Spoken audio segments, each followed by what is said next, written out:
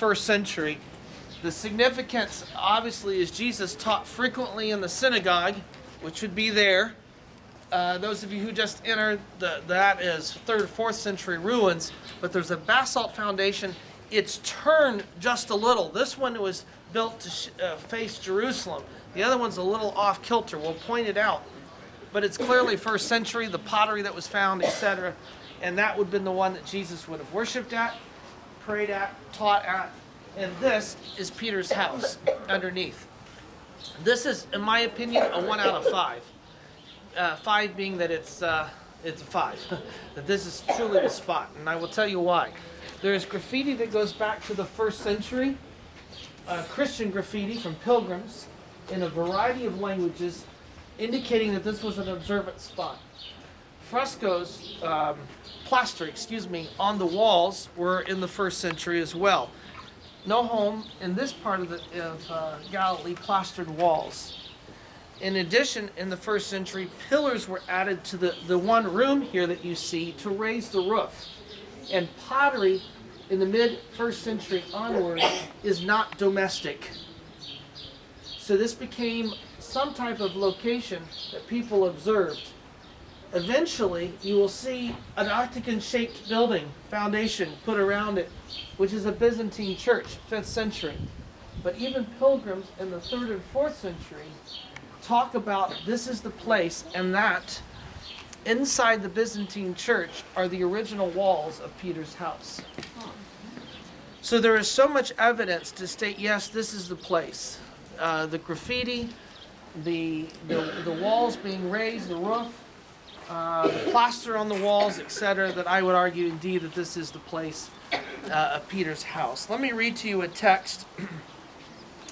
We're going to start in Matthew 8:5. It says, "Now when Jesus had entered Capernaum, a centurion came to him pleading with him." Now I read part of this text before.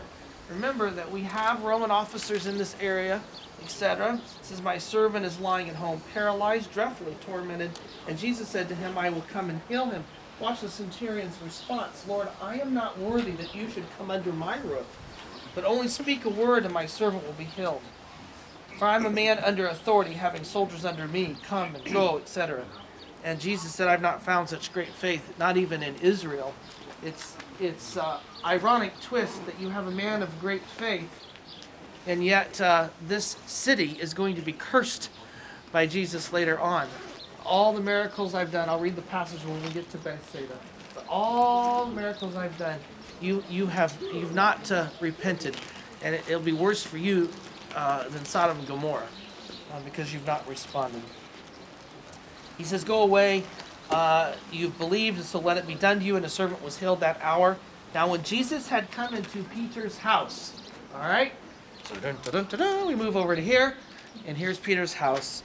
He saw his wife's mother lying sick with a fever, so he touched her hand, and the fever left her, and she rose and served them. It's an imperfect tense verb, and I think it's an indication there was a constant ongoing of service. Gratitude for what God had done in her life and service to them.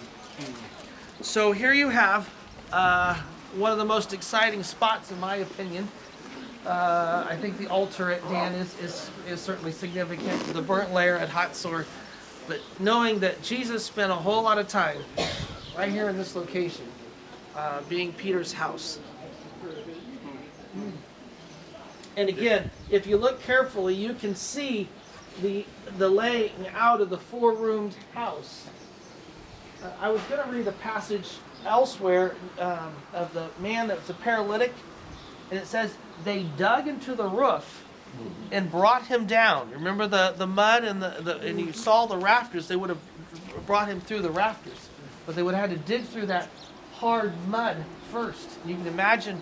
Here you are in that crowded little home. All of a sudden, stuff's falling from the roof as they're lowering this paralytic.